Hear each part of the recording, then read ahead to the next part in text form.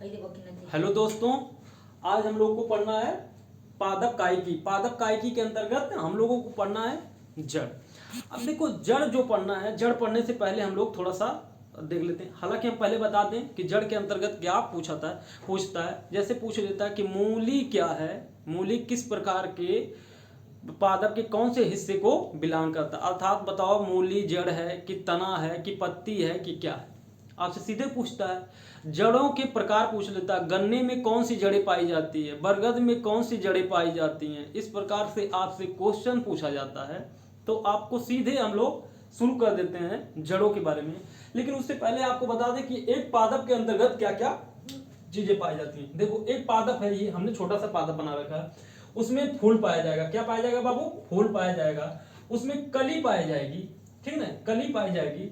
उसमें बाबू पत्ती पाई जाएगी, ठीक है ना, उसमें पत्ती भी पाया जाता है। उसमें फल भी पाया जाता है, फल भी पाया जाता है। उसमें जड़ भी पाया जाता है। उसमें तना पाया जाता है। इन सब चीजों को मिलाकर के हम एक नॉर्मली चीजें पढ़ते हैं, ठीक है ना। इस पादप प्लांट मार्फोलॉजी या पादप कायिकी के अंतर्गत हमें इन चीजों का अध्ययन करना होता है। जड़ों के बारे में तो सबसे नीचे क्या है? जड़। तो जड़ों से अध्ययन शुरू करेंगे। तो जड़ पाया जाएगा, तना पाया जाएगा। पूछता है कि बताओ, तनों का कौन उदाहरण है, तना का कौन सा उदाहरण होता है, जड़ का कौन सा उदाहरण होता है, पत्ती का कौन सा हिस्सा, पत्ती में कौन कौन सी क्रियाएं होती है, रासायनिक रसोई घर किसे कहते हैं पौधे का, फूल इसके अंतर्गत आपको प्रजनन पढ़ाया जाता है। इसके अंतर्गत कौन सा हिस्सा स्त्री के साथ अर्थात मेल है, कौन सा फीमेल है, उसके अंतर्गत हम लोग को फल पढ़ाया जाता है। पूछता है कि बताओ, फल का कौन सा हिस्सा हमें खाने योग्य होता है, ठीक है ना। तो ऐसे लीची का कौन सा हिस्सा खाते हैं, अमरूद का कौन सा हिस्सा खाते हैं, सेब का कौन सा हिस्सा खाते हैं, नारियल का कौन सा हिस्सा खाते हैं। सैकड़ों बार क्वेश्चन आपसे बने हुए हैं। तो हम लोग बिना देरी किए शुरू करते हैं पढ़ना। तो सबसे पहले हम लोग पढ़ेंगे जड़, ठीक है ना। इस टॉपिक में हम लोगों ने पहले से डिसाइड कर रखा है क्या पढ़ने के लिए, जड़ पढ़ने के लिए। तो हम लोग बिना देरी किए हुए जड़ पढ़ेंगे, ठीक है ना। तो लिखो जड़, हेडिंग डालो जड़, ठीक है ना। अब जड़ में दो जड़े प्रकार की जड़ें होती है। एक होती है मूसला जड़ें, एक जड़ का नाम है बाबू मूसला जड़,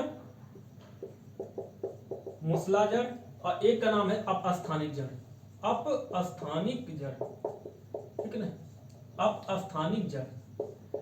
अब देखो, पहला जो जड़ है बाबू मूसला जड़ है। मूसला जड़ में भी कई प्रकार की जड़ें होती हैं। जैसे आपका तरकु रूपी जड़, तरकु रूपी जड़, तरकु रूपी जड़ का कौन सा उदाहरण होता है। उसके अलावा हम लोगों को पढ़ना होता है संकवाकार, संकवाकार जड़। कौन सा जड़ बाबू? संकवाकार जड़। उसके अलावा हम लोग को पढ़ना होता है संकवाकार जड़ के अलावा उसके अलावा हम लोग को पढ़ना था कुंभी रूपी जड़। कौन सा बाबू? कुंभी रूपी जड़, ठीक है ना, कुंभी रूपी जड़। पूछेगा सीधे कि बताओ, तरकु रूपी जड़ का उदाहरण कौन सा है, संकवाकार जड़ का उदाहरण कौन सा है, कुंभी रूपी जड़ का कौन सा उदाहरण है, ठीक है ना। तो ये सारे उदाहरण हम लोग देख लेते हैं। और इसके अलावा एक इसमें और आता है न्यूमेटाफोर, न्यूमेटाफोर जड़े, न्यूमेटाफोर जड़े, ठीक है ना, न्यूमेटाफोर जड़े। अब एक एक करके हम लोग देखते हैं। तरकु के अंतर्गत आता है बाबू, तरकु रूपी जड़े के अंतर्गत आता है ऐसी जड़े जो कैसी हो। एक तो आप दो विशेषता मिल जाएगा। एक तो कि ऊपर कैसी होती है, मोटी, बीच में भी ऊपर चौड़ी और नीचे पतली, लेकिन बीच में थोड़ा सा सकरा रूप में होता है, ठीक है ना। अब इस प्रकार के जड़ों के रूप में किसको शामिल करते हो? मूली को। किसको बाबू? मूली को। तो मूली किस प्रकार का जड़ है बाबू? मूली एक प्रकार का, पहली बात तो ध्यान रखना कि मूली किसका उदाहरण है? मूली जड़ का उदाहरण है। किसका उदाहरण है? जड़ का उदाहरण है। और जड़ किस प्रकार की जड़ का? तरकु रूपी जड़ का। किस रूप का बाबू? तरकु रूपी जड़ का। अर्थात ऊपर और नीचे पतला, लेकिन बीच में कैसा है? थोड़ा सा चौड़ा है, ठीक है ना। ऊपर पतला, नीचे पतला, बीच में थोड़ा सा सकरा, ठीक है ना। तो मूली कैसा है? तरकु रूपी जड़ है, ठीक है ना। मूली कैसा है बाबू? मूली तरकु रूपी जड़ है, ठीक है ना। मूली तरकु रूपी जड़ का उदाहरण, ठीक है ना। इस प्रकार आप बना सकते हो। तो मूली कैसा उदाहरण है बाबू? तरकु रूपी जड़ का है, जो ऊपर और नीचे कैसा होता है? सकरा होता है, और बीच में थोड़ा सा मोटा होता है, ठीक है ना। तो इसे किस रूप में शामिल करते हैं हम लोग? तरकु रूपी जड़ के रूप में। अब शंक्वाकार जड़ का उदाहरण लिखो। गाजर, गाजर कैसा होता है भाई साहब? ऊपर कैसा होता है? मोटा होता है,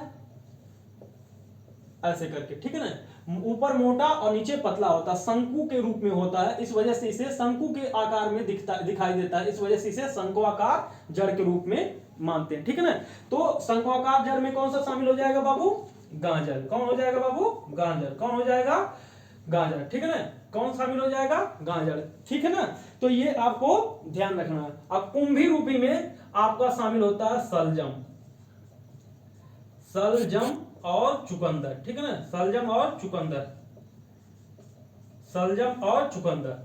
कुंभी रूपी में कौन शामिल होता है? सलजम और चुकंदर। मतलब बीच में फूला हुआ, बीच में फूला हुआ ऐसा जड़ जो बीच में फूला हुआ होता है, तो उसे कुंभी के रूप में जानते हैं। कुंभी देखो ना, जब कुंभी देखे हो बाबू ना, जब कुंभी कैसा होता है? कुछ ऐसे फूला हुआ होता है, कुछ उसी कैटेगरी का दिखाई देता है, कुछ उसी आकृति का दिखाई देता है। तो कुंभी रूपी जड़ के रूप में कौन हम शामिल करते हैं? सलजम और चुकंदर को। ठीक है ना। सलजम और चुकंदर को शामिल करते हैं। किसको? कुंभी रूपी में। अब न्यू मेटाफोर जड़ों में आपने सुना होगा सुंदरी वन या मैंग्रोव वन का नाम सुने हो बाबू? मैंग्रोव वन, मैंग्रोव वनस्पति, न्यू मेटाफोर जड़े। ठीक है ना।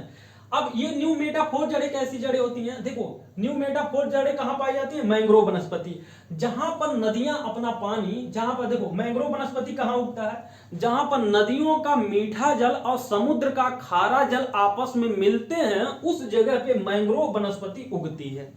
तो आपने देखा होगा कि भारत में सुंदरबन का डेल्टा जहां पर है, वहां पर मैंग्रोव वनस्पति या सुंदरी वन पाए जाते हैं। वो सुंदरी वन या मैंग्रोव वन किसके रूप में जाने जाते हैं बाबू? न्यू मेटाफोर जड़े। उन्हीं सुंदरी वन और मैंग्रोव वनों में कैसी जड़ें पाई जाती हैं? मैंग्रोव वनस्पति के रूप में देखा जाता है, जिनमें न्यू मेटाफोर प्रकार की जड़ें पाई जाती है। अब न्यू मेटाफोर जड़ें कैसी होती हैं? अब देखो, मान लो बाबू कि ये वाला जमीन वाला भाग है और ये समुद्र वाला भाग है। ठीक है ना। ये समुद्र है। अब इस जहां पर यहां से नदियां आकर के मिल रही हैं, तो यहां पर क्या होगा कि पानी खारा मीठा दोनों मिलता है, और इसी जगह पे बाबू क्या होगा? मैंग्रोव वनस्पति उगेंगी। मैंग्रोव वनस्पति, ठीक है ना, मैंग्रोव वनस्पति उगेंगी। तो मैंग्रोव वनस्पति उगेंगी और ये वाला क्षेत्र क्या होगा? जो नदियां अपने साथ मिट्टी गाद लेकर आती हैं, और ये यहां पर डिस्पोज कर देती है, मतलब यहां पर छोड़ देती है। अब छोड़ने के बाद क्या होगा बाबू? यहां पर एक दलदल भूमि का निर्माण होता है। अब दलदल भूमि में ये पौधे, ये मैंग्रोव वनस्पति ऑक्सीजन नहीं प्राप्त कर पाती हैं, मतलब श्वसन नहीं कर पाती हैं। इस वजह से बाबू ये अपनी जड़ों को पानी से, दलदल से ऊपर निकाल लेती है। मान लीजिए ये मैंग्रोव वनस्पति है और ये अपनी जड़ें ऐसे निकाल लेती हैं दोनों तरफ। ठीक है ना। ऐसे करके ऊपर दिखाई देती हैं। तो आप जब इंटरनेट पे सर्च करोगे, तो जब मैंग्रोव वनस्पति देखोगे, तो उनकी जड़ें पानी से या दलदल से थोड़े ऊपर उठे हुए दिखाई देते हैं। क्यों? क्योंकि उस दलदल में वो श्वसन नहीं कर पाते हैं ठीक से, इस वजह से उनकी जड़ें दलदल से थोड़ा सा ऊपर होता है। ठीक है ना। तो जिन्हें हम किस रूप में जानते हैं? न्यू मेटाफोर जड़ें के रूप में जानते हैं। और न्यू मेटाफोर जड़ें कहां पाई जाती है? मैंग्रोव वनस्पति में पाई जाती है। ठीक है ना। तो ये आपको ध्यान में रखना है। तो मुसला जड़ों में, तो मुसला जड़ें भी आपको थोड़ा सा हम भूल गए बताना। मुसला जड़ें वे जड़ें होती हैं जो बीज से तुरंत निकलती है, मतलब बीज से डायरेक्ट निकलती है। ठीक है ना। तो जो डायरेक्ट बीज से पहली बार प्रारंभ होती है, जैसे मान लीजिए बीज है, बीज वो है गेहूं का। अब गेहूं से, सॉरी, मान लीजिए कोई बीज है पौधे का, पौधे से पहली बार जो बीज से जो जड़ निकलेगी, उसी को हम लोग क्या कहते हैं? मूसला जड़ के रूप में जानते हैं। ठीक है ना। तो ये आपको ध्यान में रखना। तो तर्कु रूपी जड़ का उदाहरण मूली है, शंक्वाकार जड़ का उदाहरण गाजर है, कुंभी रूपी जड़ का उदाहरण बाबू सलजम और चुकंदर है, न्यू मेटाफोर जड़ों का उदाहरण मैंग्रोव वनस्पति है। तो ये आपको ध्यान में रखना है। ठीक है ना। तो ये जड़ों का उदाहरण हो गया। अब हमको पढ़ना है अब अस्थानिक जड़ें। ठीक है ना। अब हमको पढ़ना क्या? अब अस्थानिक जड़ें। अब देखो, अब अस्थानिक जड़ों में लिखो। अब ये कैसी? ये लतादार पौधों में पाई जाती है। लिखो, इनकी विशेषता लिखो। अब अस्थानिक जड़ों में ये जड़ें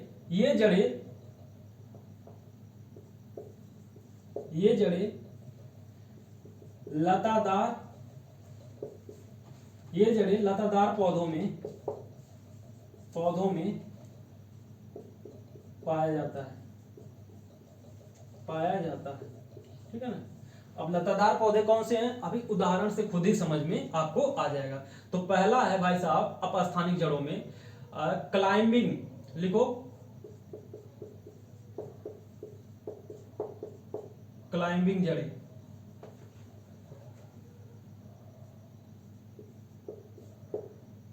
क्लाइंबिंग जड़ें।